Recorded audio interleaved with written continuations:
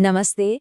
आज के इस खास विश्लेषण में हम एक ऐसे ब्रांड की केस स्टडी पर बात करने वाले हैं जिसने एक छोटी सी लोकल शुरुआत से लेकर दुनिया के सबसे ज्यादा बिकने वाले बिस्किट बनने तक का सफर तय किया है। ये कहानी सिर्फ एक व्यापार की नहीं है, बल्कि एक ऐसे इमोशन की है जिसने हमारी कई पीढ़ियों को एक साथ बांध कर रखा है। तो चलिए इस मीठी और ऐतिहासिक सफलता के सफर को जरा करीब से समझते हैं।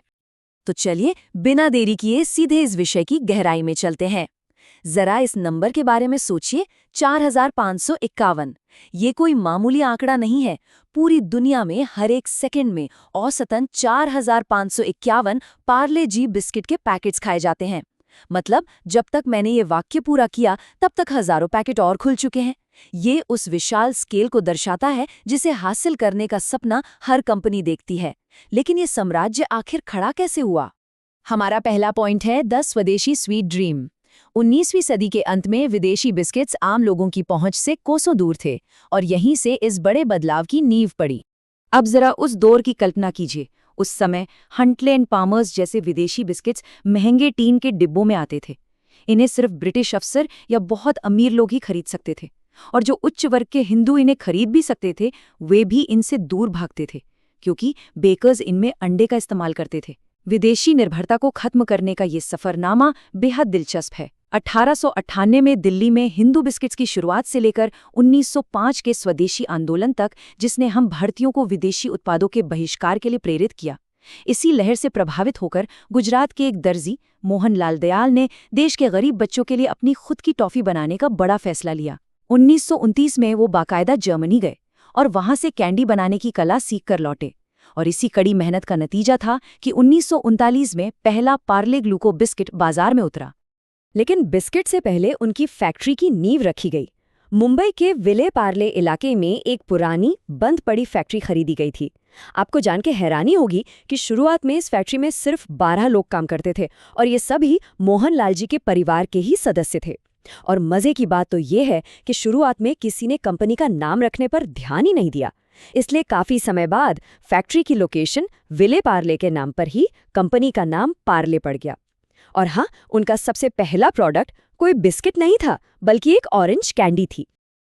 अब आते हैं हमारे दूसरे सेक्शन पर, birth of Parle ग्लूको and the crisis. 1939 में पार्ले ग्लूको का लॉन्च एक बड़ी कामयाबी थी, लेकिन 1947 में एक भयंकर संकट सामने आ खड़ा हुआ। तो सबसे महत्वपूर्ण बिंदु ये है कि पार्ले ग्लूको इतना पॉपुलर हो गया था कि दूसरे विश्व युद्ध में ब्रिटिश और भारतीय सेनाओं ने इसे जमकर इस्तेमाल किया। लेकिन 1947 में देश के विभाजन के बाद अचानक गेहूं की भारी कमी हो गई। पार्ले को अपना उत्पादन रोकना पड़ा। अब कोई और कंपनी होती तो शायद हार मान लेती, लेकिन इन्होंने ऐसा नहीं किया। इन्होंने गेहूं की जगह कुछ समय के लिए जौ यानी बार्ली का इस्तेमाल शुरू किया। अखबारों में देशभक्ति से भरे विज्ञापन दिए गए और लोगों से अपील की गई कि जब तक गेहूं की सप्लाई नॉर्मल नहीं हो जाती तब तक जौ से बने बिस्किट्स का समर्थन करें। इस एक कदम ने लोगों के दिलों में इस ब्रांड के लिए एक गहरा सम्मान पैदा कर दिया।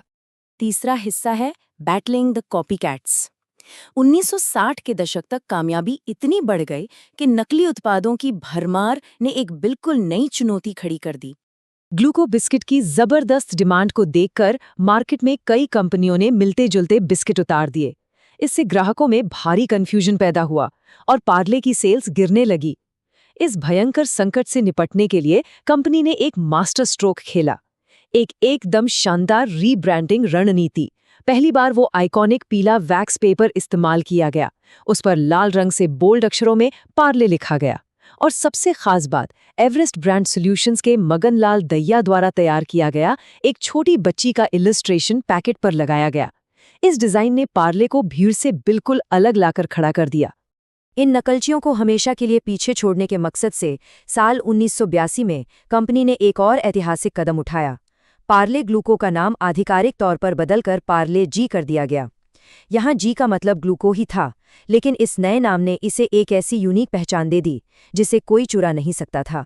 ब्रांड को लोगों की यादों और भावनाओं के साथ गहराई से जोड़ने के लिए बेहतरीन मार्केटिंग कैंपेन्स का सहारा लिया गया। 1982 में आया वो टीवी कमर्शियल, आपको शायद याद हो, जिसमें एक दादाजी अपने पोते पोतियों के साथ गाते नजर आते हैं। वो आज भी नॉस्टैल्जिया जगाता है। फिर 1998 में बच्चों के चहेते सुपर हीरो शक्तिमान को इसका ब्रांड एम्बेसडर बनाया गया और इसके बाद जो टैगलाइन आई, जी माने जीनियस, उसने तो इसे हिंदुस्तान के हर घर की आम बोलचाल का हिस्सा ही बना दिया। चौथा पॉइंट है expanding the biscuit empire. Parle G इतिहास रच रहा था, लेकिन इसके साथ ही संस्थापक परिवार के भीतर भी एक ऐतिहासिक बदलाव हो रहा था।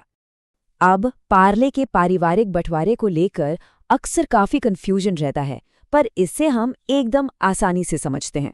मोहनलाल जी के सबसे बड़े बेटे जयंती लाल चौहान अलग हुए और उन्होंने पार्ले एग्रो और बिस्लरी की कमान संभाली। जी हाँ, वहीं से फ्रूटी, एपी फिज और बोतल बंद पानी जैसे मशहूर ब्रांड्स निकले।